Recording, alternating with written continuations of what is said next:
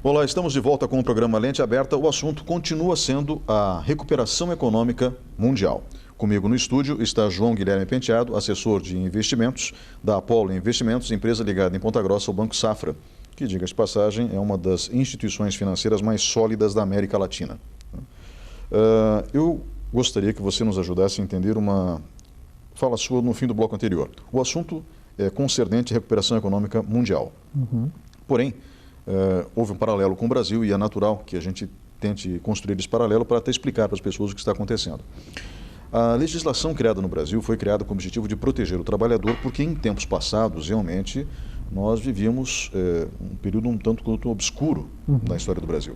É sempre bom lembrar que nós fomos o último país do mundo a abolir a escravidão. Sim. Então, esse comportamento escravocrata em cima das pessoas era comum na classe dominante. Por isso que Vargas criou a CLT, Getúlio Vargas, a Consolidação das Leis do Trabalho. Havia uma explicação histórica para isso.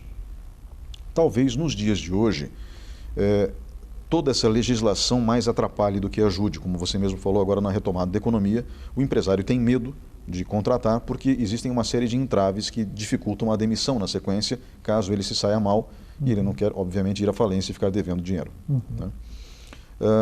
O ministro Paulo Guedes, eu tenho críticas severas, porque ele é um liberal da escola de Chicago, então ele acredita que Deus se encontra no mercado, isso não é verdade, né?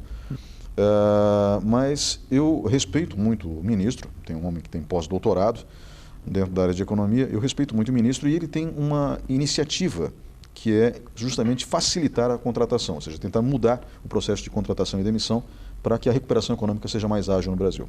Sim. Ele estaria no caminho certo? Eu acredito que sim.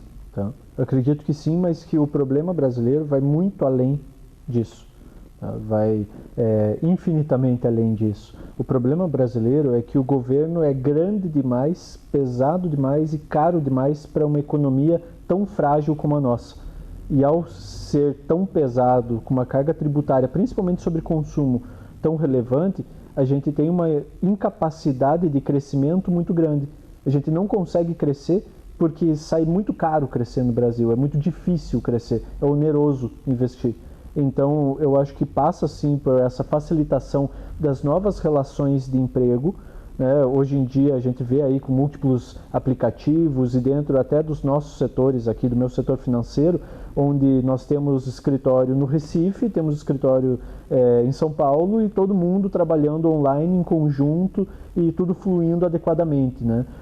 Então a gente vê que o Brasil parou um pouco no tempo em termos de reformas e adaptação à tecnologia e a grande questão vai não só a questão da empregabilidade, mas a dificuldade em você poder empreender e ter processos facilitados. Então, por exemplo, quando eu quero abrir uma empresa, agora nos últimos tempos o Brasil está melhorando nesse aspecto. Mas eu tinha que ir na junta comercial, passar por todo um processo de cartório, reconhecimento de firma, assinatura, etc., que muitas vezes faziam com que uma empresa, para ser aberta no Brasil, levasse mais de 100 dias. Enquanto, se eu vou para qualquer outro país do mundo, em média, eu vou conseguir abrir uma empresa em 7 dias. Por quê? Porque eu quero botar meu dinheiro para rodar, eu quero contratar, eu quero movimentar a economia. Então, esses entraves pesam muito.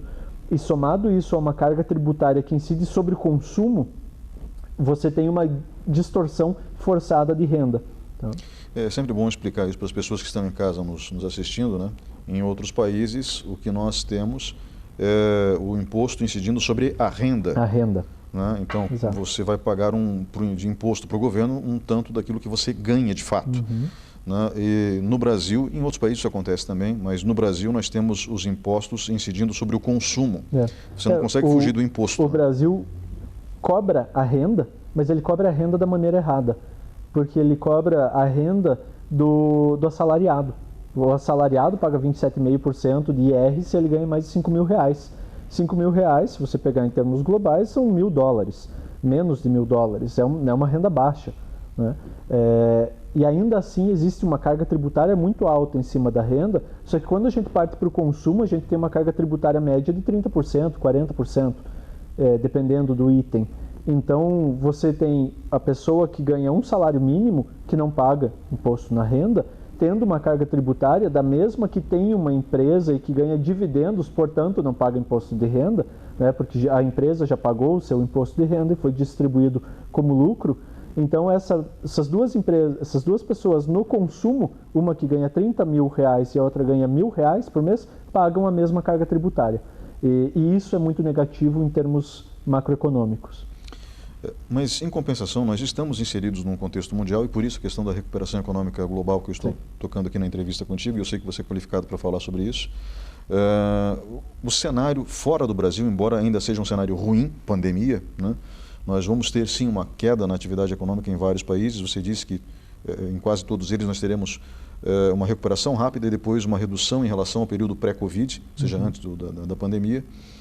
Mas existem vários países que estão incentivando suas empresas a retomarem as atividades econômicas. No caso do Japão, por exemplo, o Japão é um caso especial, né? Porque é um povo extremamente disciplinado, não fizeram lockdown, mantiveram as regras de distanciamento social, mas não fizeram lockdown, pouquíssimos casos, epidemia controlada e vida que segue. O Japão, por exemplo, se encontra numa situação mais confortável em relação a outros países? Existem economias que têm situações mais confortáveis, no entanto, esse conforto é uma muleta psicológica em muitos aspectos, tá? Por quê? Porque hoje a economia global, o nível de relações comerciais entre os países é absurdo. Então, por exemplo, por que a Alemanha teve recorde na sua indústria mês passado? Porque a China voltou a liberar tudo e andar normalmente, né? Então a gente tem essa relação de interdependência das economias. Então, quando a gente fala, mas o Japão está tudo bem, tá tudo bem, mas se os Estados Unidos não estiver comprando, para quem que ele vai vender? Né? E essa relação é muito frágil nesse momento, porque ele explicita, deixa muito explícito qual é a fragilidade econômica global nesse sentido, e é por isso que muitos bancos centrais vêm enxurrando de dinheiro no mercado. Então vem de um quantitative easing, né, impressão monetária, aí ligando a maquininha, a gente brinca no jargão do mercado que os bancos centrais ligaram a maquininha de imprimir dinheiro, tá? Estão enxurrando de liquidez o mercado. Isso é uma enxurrada de liquidez que vai fazer com que bancos tenham dinheiro para emprestar. Como o juro global hoje é muito baixo, normalmente esse empréstimo pode vir a um custo baixo para tentar reaquecer, iniciar um processo de reaquecimento das economias. O problema é que, se a gente vier a ter um choque de demanda, ainda assim isso daí vai levar muito tempo. O que eu quero dizer? Quero dizer que se as pessoas não estiverem propensas a consumir por medo de perder seus empregos ou por falta de renda, não existe dinheiro no mundo enfiado na economia que vai resultar em crescimento econômico e retomada. A retomada econômica se dá muito mais por uma percepção positiva das pessoas e uma confiança do consumidor, uma confiança do empresariado, do que pela própria atuação exclusiva dos governos e as reações das pessoas mediante a pandemia. Tá? Então, isso daí tem que deixar muito claro que por mais que a gente possa oferecer todos os estímulos possíveis, e é por isso que a gente vê bolsa subindo no mundo inteiro, apesar do cenário catastrófico que a gente vem vivendo em termos econômicos, não representa um contínuo crescimento, por exemplo, da indústria global, dos serviços ou do comércio. Né? Isso daí vai ser relacionado à percepção de risco das pessoas no seu dia a dia. Então é o que cada um de nós percebe no conjunto que vai dar o cenário macro atualmente, né? E por isso que é muito acertado em algumas regiões a gente ter feito, por exemplo, restrições locais, como a China, como o Japão, como a Coreia, que fizeram restrições locais. Naquele local ninguém pode sair de casa hoje, né? Durante X período. Por quê? Porque ali você tem potenciais picos. Se não houvesse essa maneira de atuação onde esses países e governos passaram a testar as pessoas massivamente, né? Investiram dinheiro no controle para entender onde está a causa e blindar aqueles pequenos locais, você teria uma situação muito mais catastrófica economicamente, como vem acontecendo no Brasil, onde você tem que fechar estados e regiões grandes porque você não sabe de onde está vindo o problema. Então, essa forma de controle que você comentou, que eles foram muito disciplinados, foi uma maneira muito ágil, muito eficiente desses governos asiáticos de controlar a pandemia, ao saber quem está doente em quais regiões e fazer um mapeamento estatístico e usar a tecnologia a seu favor para que tivesse um controle adequado das regiões que detêm maior risco e maior propensão a dar problemas. Porque aí a atuação pontual é muito mais eficiente do que uma atuação generalizada de lockdown, quarentena, etc. Eu conversei com João Guilherme Penteado, que é assessor de investimentos da Apollo Investimentos, empresa associada ao Banco Safra em Ponta Grossa. João, muito obrigado pela sua presença hoje aqui. Que isso, eu que agradeço. É sempre uma honra estar aqui contigo. Nós vamos agora para um breve intervalo e voltamos em instantes com o programa Lente Aberta.